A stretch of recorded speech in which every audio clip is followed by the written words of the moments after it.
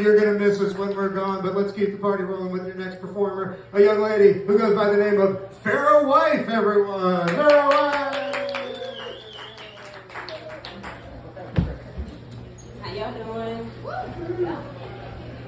I looked this place up, I looked up comedy clubs near me on the internet, and the first thing that came up was this club here. So I called it because, we had so many storms. So I thought that maybe nobody's open. So many storms that just kept coming through here.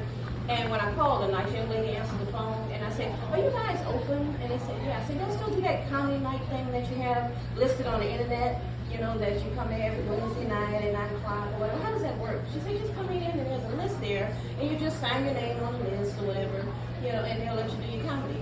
I said, "Okay, I'm black. So I just wanted to know, do you guys allow black people to come there?" She started laughing, and I was quiet. She said, "Oh, you serious?"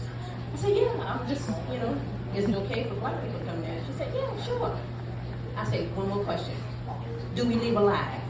And she said, "Yes, of course, ma'am, you leave alive, I said, "Okay, I just wanted to know, so basically I will be there, so that's why I'm here." And the reason why I was looking it up is because, like I told you guys, my boyfriend wanted to be a comedian, and he kept on telling me about there's comedy clubs where you can actually go up and be a comedian. I kept on saying, "Why don't you go and be a comedian then?" And he became a preacher, like I told you guys, and I'm thinking to myself, but you have to sit down sometimes while you're preaching, and that's not going to be good on your hemorrhoids.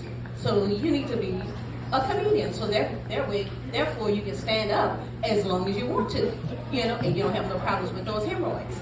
So when I sit up here and started with this comedy thing here, I told him about it each time I did it. I said I would go up here and I did the little comedy thing, so I'm trying to help him get his little, career jump started or whatever, And as a child, I didn't actually understand what this was, doing comedy. I didn't know people get paid to do this.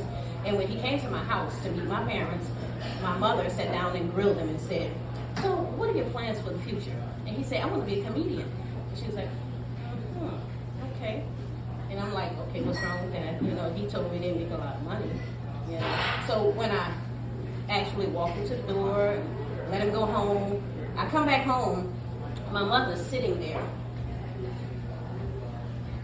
on the sofa. And she said, "Do you understand what he just said?" I said, "Yeah, he said he wants to be a comedian when he get older."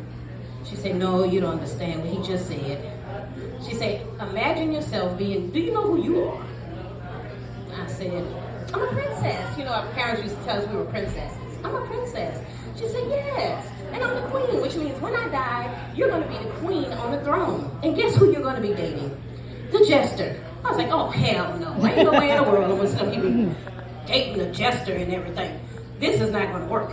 So I went on my way dealing with that situation, and he actually started bringing me to see, the first one was Eddie Murphy, Raw. And when I got the gist of exactly what comedy is, I was like, man, I would never go to a comedy club with friends because it'll mess up any friendship you have, anything. Because as soon as people start talking about, "Oh man, that ugly friend you have," and you sitting there,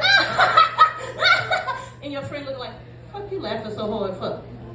Yeah, you really thought, I know you thought I was ugly. Our friendship is over with. And then they start telling jokes about how small your man penis is. What did you laughing at? I know you ain't laughing. This is over with.